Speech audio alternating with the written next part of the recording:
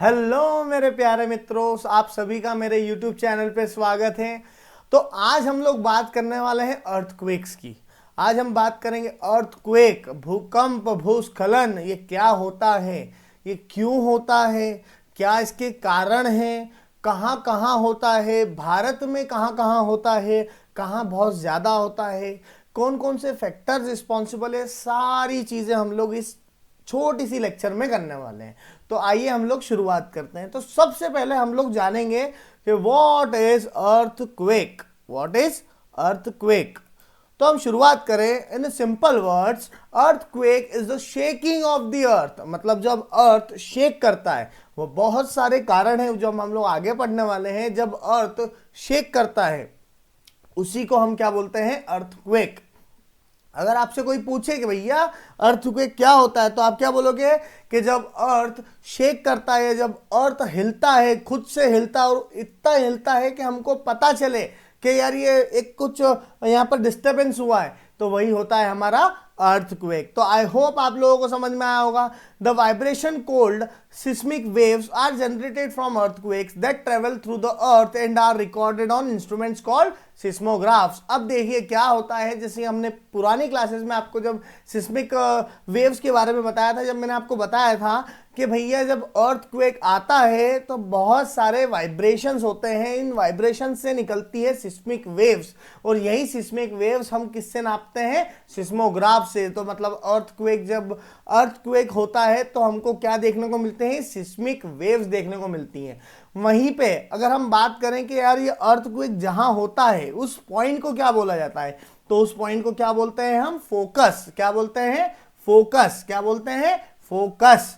और उसी के ऊपर जो अर्थ के सरफेस पर बिल्कुल एक परपेंडिकुलर लाइन ड्रॉ कर लो, और उसी के ऊपर जब सरफेस पे हम उस पॉइंट को देखेंगे तो उस पॉइंट को हम क्या बोलेंगे? एपिसेंटर।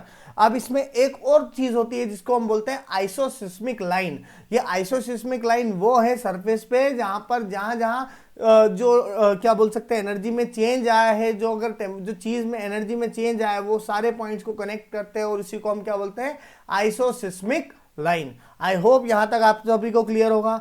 चलिए अब हम लोग आगे बढ़ते हैं। आगे हम लोग बात करेंगे what are the causes of earthquake. तो हम एक एक करके समझने की कोशिश करते हैं कि भैया क्या है कॉजेज। तो अगर हम पहला कॉज की बात करें, टेक्टोनिक प्लेट मूवमेंट्स। देखिए मैंने को हम लोगों ने पहली क्लास में जब प्लेट टेक्टोनिक्स पढ़ा था, उसमें मैंने आपको बताया था जब ट्रांसफॉर्म बाउंड्री होती है, जब प्लेट्स मूव करती है इस तरीके से, जब एक दूसरे के पास से निकल जाती है, तो उसी को हम क्या बोलते हैं?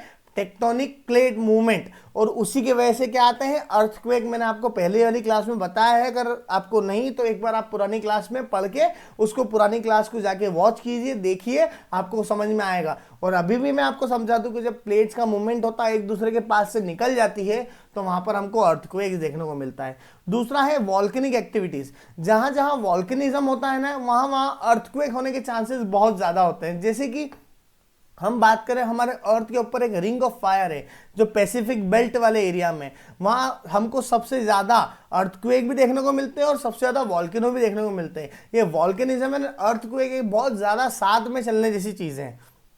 तीसरी बात करें ह्यूमन एक्टिविटीज। देखिए ह्यूमन एक्टिविटीज लाइक माइनिंग हुआ, रिजर्वायर्स में जो हमारे बहुत बड़े बड़े हमने डैम्स बना रखे, रिजर्वायर बना रहे, इन वजह से भी हमारे अर्थक्वेक्स आते हैं, ट्रिगर होते हैं।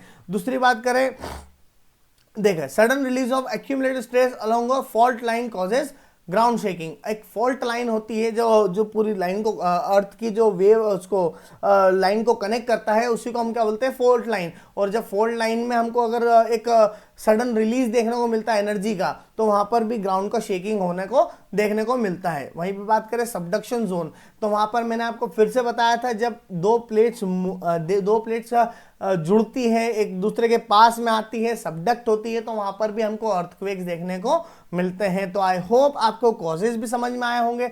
अगर अब नेक्स्ट बात करें हम, क्या है इससे इम्पैक्ट, तो इससे इम्पैक्ट क्या पड़ते हैं? ग्राउंड शेकिंग होता है। ग्राउंड शेकिंग से क्या दिक्कत आती है? ग्राउंड शेकिंग की वजह से बहुत सारी बिल्डिंग्स में नुकसान होता है, हमारे बहुत सारे इंफ्रास्ट्रक्चर खराब होते हैं, ये होता है। डिफरेंशियल ग्राउंड सेटलमेंट्स इससे बनते हैं, मड स्लाइड्स हो जाती हैं, लैंड स्लाइड्स होती हैं, हमको फायर्स देखने को मिलते हैं, एवलांचेस, बहुत बड़े बड़े हमको पहाड़ गिरते हुए देखने को मिलते हैं, ग्राउंड डिस्प्लेसमेंट हो जाता है, फ्लड्स आ जाते हैं और बहुत सारी, अगर हम यही चीज़ अगर हम हमारे ओशन के अंदर अगर अर्थक्वेक आए तो हमको सुनामी भी देखने को मिलती है।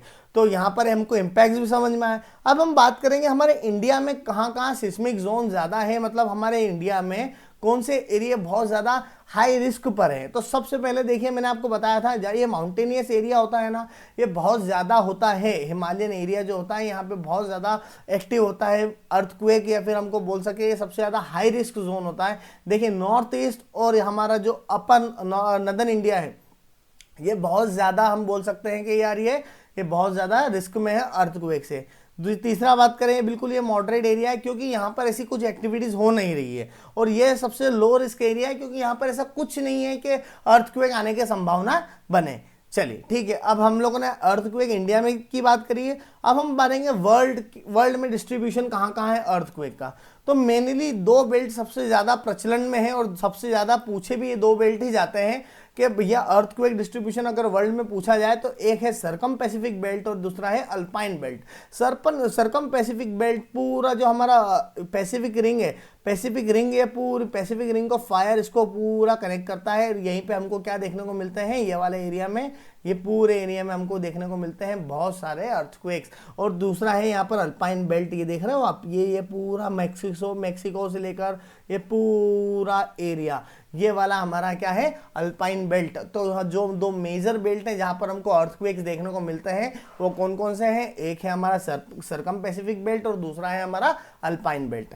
आज की क्लास में इतना ही है। ये इतना में आपको सारी चीज़ें समझ में आई हैं कि हम लोगों ने अर्थक्वेक के बारे में समझा, कॉजेज समझे, इसके इम्पैक्ट समझे, इसके जो एक छोटी छोटी टर्मिनोलॉजी से वो समझने की कोशिश करी, एक बेसिक इसकी डेफिनेशन समझने की कोशिश करी। आगे वाली क्लास में हम लोगों ने और भी दूसरी चीज़ों की बात करेंगे और इस तरीके से हम लोग पूरी ये जियोमॉर्फोलॉजी को कंप्लीट करेंगे। ठीक है, थैंक यू, बाय बाय।